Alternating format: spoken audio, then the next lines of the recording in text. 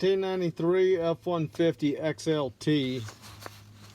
So supposedly this will work for your 93 vehicles. Here's your parts, your steering column, and what the problem was is the steering wheel was loose and shaky. So you got this, and there's your parts list. And then there's your other parts list. You can pause that. If you have an airbag, you got to follow the instructions for that. Disconnect your battery before you do anything else. They say discharge the battery positive cable for 1 minute. Let the airbag power supply discharge and refer to another section. Anyway, I suggest you get instructions for what we're going to do here. When you put it back together, you're supposed to have a fabricated tool. There's some parts here. So basically, this is that. So you got your bearing, a little retainer ring, another sleeve, a spring, and a snap ring that when you remove the original one, you're supposed to throw it away and buy a new one, which took about a week to get. So the part number for it is FODZ as in zebra, 3C as in Charlie, 610-alpha. One guy said just replace this top one, you know, with a bushing. And I suppose you could do that, but when I pulled mine apart, my bottom bearing had just, the inner race had come out, the ball bearings were all missing.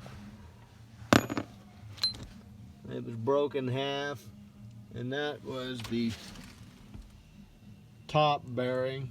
Not much to them. You can probably get them at the auto parts store, but that snap ring here, this snap ring is about 1.5 times thicker than a normal snap ring, and the bottom of it is a lot beefier. Let's see if, I don't know if you can see that or not. I've already got it on here and I can't get it off.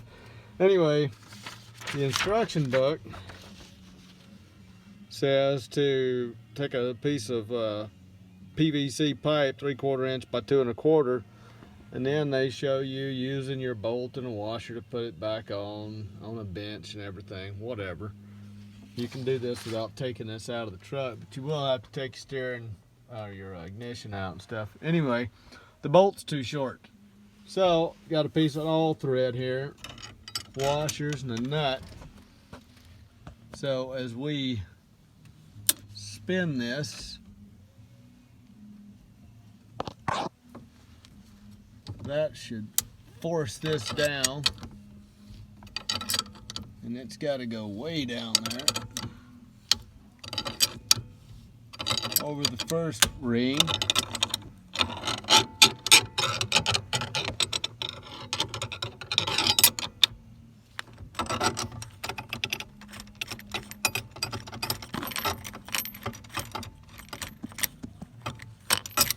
So there's the first little groove it had to pass over.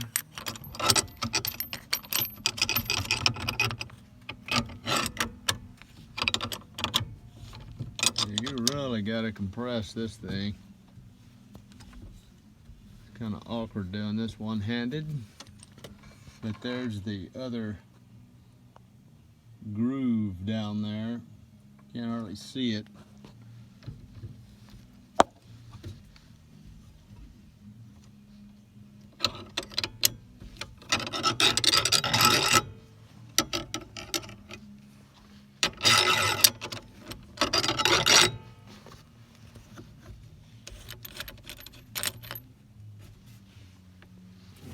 Of course, everything's gonna get stuck while I'm on camera.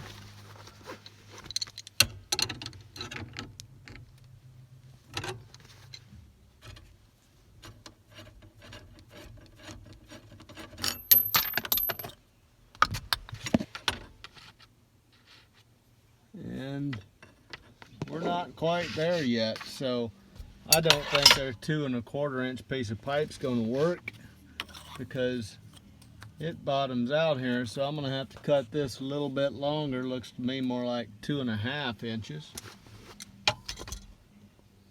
So anyway, that's how you put that thing back together. I'll just get a longer piece of pipe so I can stick it down further. You can't push it down by hand.